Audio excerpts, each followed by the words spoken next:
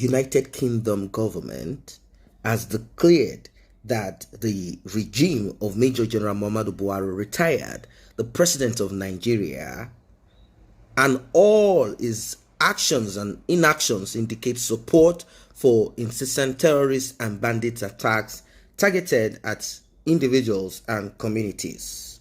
If you're just coming across this channel and you're not a member of this wonderful family, why don't you take a step? It's free. Tap on the subscription button and the red notification icon bell below. This will alert you whenever videos such as this are dropped. And if you're a returning subscriber, I say a very big thank you. If you are already a member of this wonderful family, I say God bless. The development came weeks after Buhari publicly expressed support for Issa Pantami, his communications minister, who grabbed headlines after his violent preaching, and support for Al-Qaeda, the Taliban, and other extremist terrorist groups in the world, and all of this surfaced online.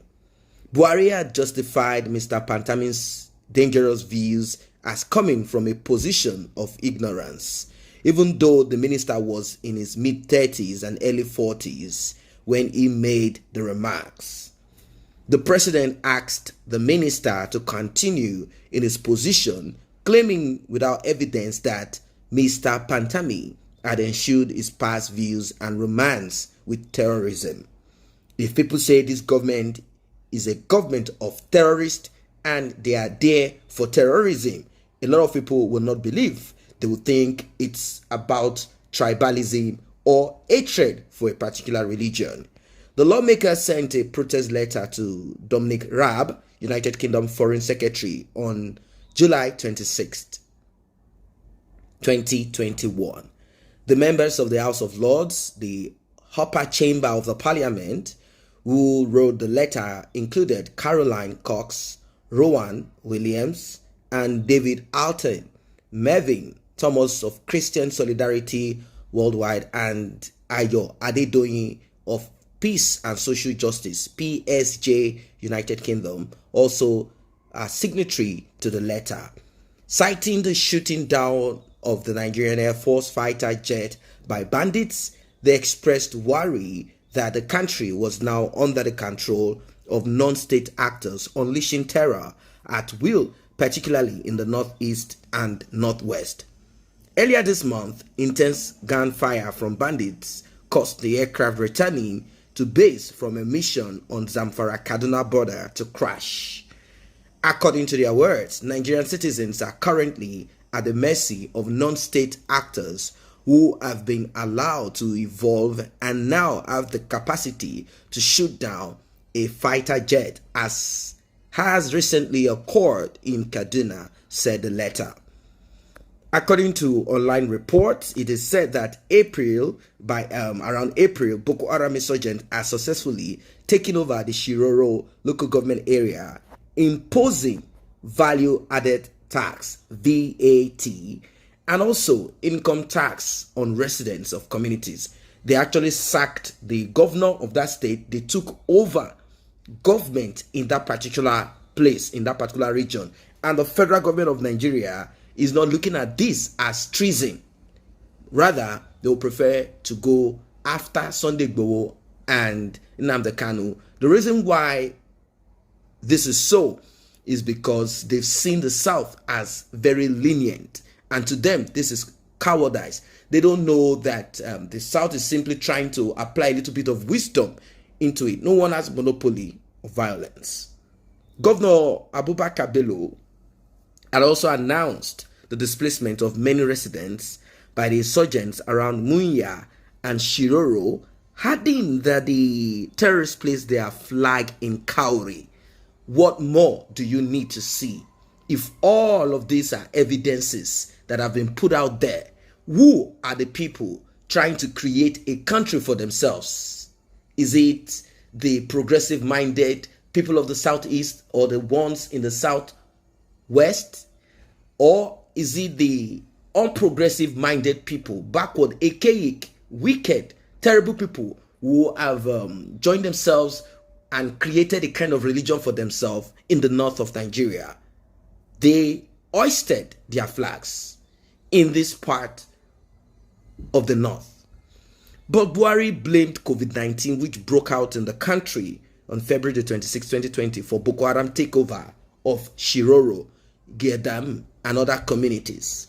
The United Kingdom Parliament also lamented the regime's unceasing disregard for human rights while recounting how soldiers opened gunfire on NSAS protesters who protested against extrajudicial killings by police officers. The aftermath of the protest left dozens killed in Lagos, including at the Lekki toll gate, shortly after Governor Babajide Sanwo-Olu announced a curfew.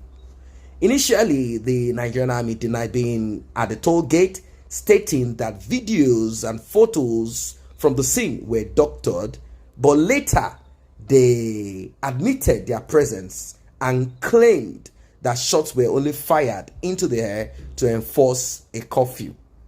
While critics of Major General Muhammadu Buhari's regime and the United States government condemned the attack on the unarmed protesters and called for the prosecution of soldiers involved in the shooting, the government has not brought anyone to book. This, the parliament criticized.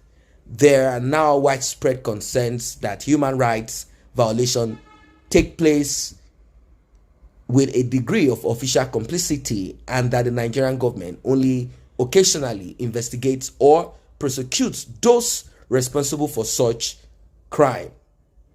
The lawmaker said the government gives the unfortunate impression of being as quick to pardon, rehabilitate, and release repentant terrorists as to harass and shoot protesters who make legitimate calls for justice and reform in a peaceful manner, he added.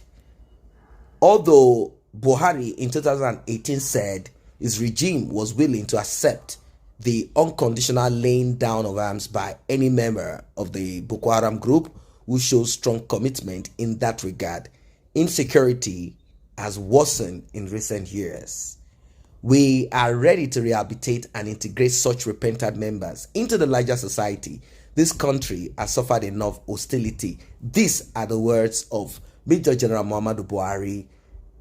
His regime had also claimed that it technically defeated the terrorist group, but several violent attacks have been traced to the insurgents even right now, July 2021. Boko Haram insurgency began as far back as 2009 in the northeast, and the terrorists further spread their atrocities to other parts of the country. Buhari's regime has been widely condemned by critics and the opposition party, People's Democratic Party, for not prosecuting bandits. The Minister for Information and Culture, Lai Mohammed, said is not the federal government's responsibility, arguing it is not a federal offense. While responding to statements credited to PDP on the security challenges facing the country, Mohammed said it is shocking that a party that had ruled this nation for 16 years does not know that kidnapping and banditry are not federal offenses. Simply put, they are state offenses. So why don't you allow state governors deal with this? Why don't you allow the people protect themselves? Meanwhile, PDP conveniently forgot that as far as terrorism, a federal offense, is concerned, this federal government has successfully prosecuted thousands of Boko Haram members in Kainji as part of continuing exercise. We are now seeking the cooperation of the judiciary to continue with the arrested terrorists. These are the words coming from your government, the Federal Republic of Nigeria.